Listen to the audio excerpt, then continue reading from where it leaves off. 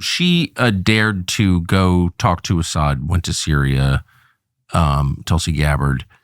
But, that was 7 or 8 years ago.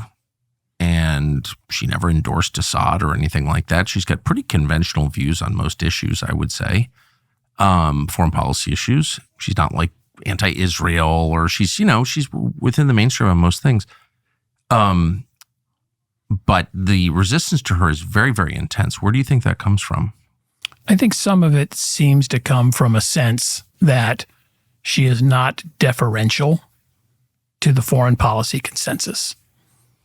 And within Washington, there is a sense that there clearly is a foreign policy consensus, and that's true of almost any government. Any government that has a foreign policy and that has security services, there tends to be sort of a worldview that's coalesced, that generally coalesces and is held by the majority of the people who work there.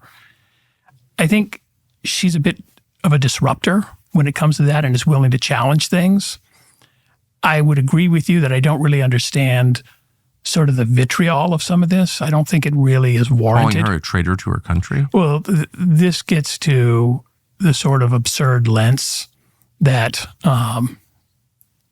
people have sometimes fallen to about trying to go after their domestic opponents. I mean, here we have somebody who was and is a lieutenant colonel in the U.S. Army, which means she has a security clearance, probably a top secret clearance.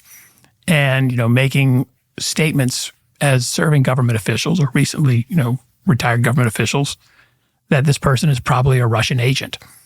I find it curious that the same group of folks who might say that, the McCarthy era was extreme. Well, they've embraced it completely. The McCarthy era is not a how-to manual. It was a cautionary tale. They got us into war with Russia from my perspective on the basis of this hysteria. It's beyond belief. So here's my concern. Trump gets elected on the explicit promise to end pointless wars, defend the United States when necessary, but no more wars of choice. They haven't helped. The foreign policy consensus, moreover, isn't working, obviously. It's not helping the United States in any measurable way, and people are very sick of it. And he said that in 2016, got elected. He said it again in 2024 and got elected. And yet the overwhelming majority of the nominees so far are well within the foreign policy consensus. They're neocons. And she's not. And so don't you think Trump voters deserve an appointee once in a while? I guess that'd be my view. But that's like too much for D.C. This is my read. You can't have anybody who disagrees with Mike Pompeo, not allowed. That seems pretty dysfunctional to me. Well, I don't get consulted on these sorts of issues. No, but as an observer, what? Part of,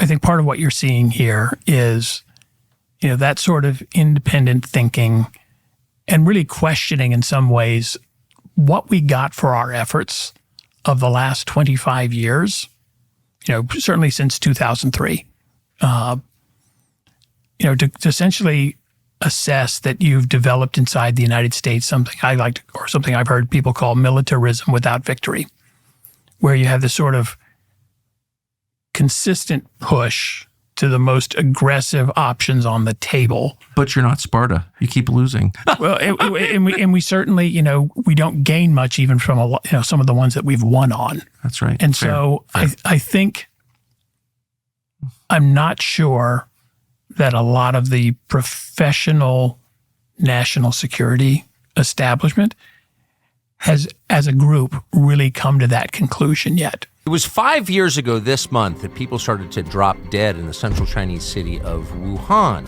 5 years since the beginning of COVID. Tens of millions dead. Societies reordered completely. Economies destroyed. And yet, for some reason, we still don't know answers to the most basic questions. Where did this virus come from? How did it get here? Why did the government tell us to do things they knew wouldn't work? None of those questions have been adequately answered, and one man knows those answers. His name is Dr. Tony Fauci. Until now, nobody has really pressed And now a documentary filmmaker called Jenner First is out with a new film explaining exactly what happened. The film is called Thank You, Dr. Fauci. Jenner First spent years trying to get answers, and in that time, as he awaited Dr. Fauci's response, he went through tens of thousands of pages of documents and pieced together the story, which is shocking. We are proud to host that documentary here on TCN from December 20th to January 19th. You will see it exclusively here on TCN. Again, it's called Thank You, Dr. Fauci, and it's worth it.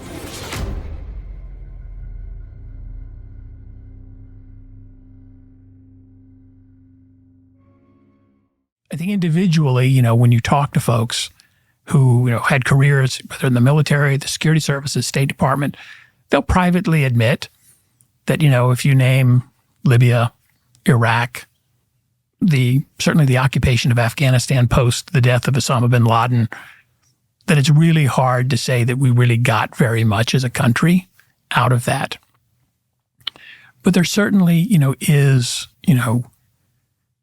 relevancy that you get as the United States by being able to sort of impose your will on situations. And it's important, if you're going to be a superpower, to be able to impose your will if you have to do so. What has changed, I think, over the last 20 years is the threshold to want to impose that will seems to have gotten down to a fairly hair trigger. And so things that I would think, we would have stayed out of when we had a standoff with the Soviet Union, or at least thought twice about, people are now a little bit of a knee-jerk reaction that, let's move this 2 steps up the escalation ladder. Not always warranted. Well, and reckless, because the consequences of misjudging, and you can only control one side, of course, yours. Well, back to your, it gets to your question on, why Tulsi Gabbard. I like skepticism in senior intelligence officers. In my experience, being overly credulous or being willing to sort of believe the most extreme version of an event, even if it later turns out to be true, certainly at the senior levels, it's well worth it to have some people in the loop, yes, who are prepared to ask some very hard questions and to suffer the consequences from asking those hard questions. If you really want to be an effective director of national intelligence, you probably have to go into work every day with the expectation that this might be my last day. I might be forced to say something or do something that will be unpopular, unwelcome, but I think it's necessary for the system to have a couple of folks around who are prepared to take that risk. And from what I saw of her career, and I don't know her personally, she seems like somebody who, despite being on the fast track in the Democratic Party, she was the vice chair of the DNC, a presidential candidate, was willing to put her personal ethics and personal views, on the table and say, for this, yes, I'm prepared to suffer. And that's a good thing to have for the American intel enterprise, in my opinion. It seems vital. So then the question arises, where's the oversight of these incredibly powerful agencies, which have, by definition, the power to spy on people and kill them, and do?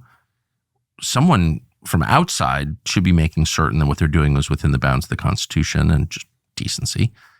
And I don't see anybody. I see the House and Senate intel committees as completely controlled by the IC. I mean, I've seen it. Is that, what's the view from within CIA on that? There's anybody in the House and Senate, particularly the Senate, who will say you can't do that? We'll pull your budget if you do that? So I think there have been instances where, you've had that sort of oversight. Now, some of it, goes back historically. So, church committee. So, which is the, long 50 years. That's a long time ago. That's sort of the high water mark of, oversight having a significant effect on the IC.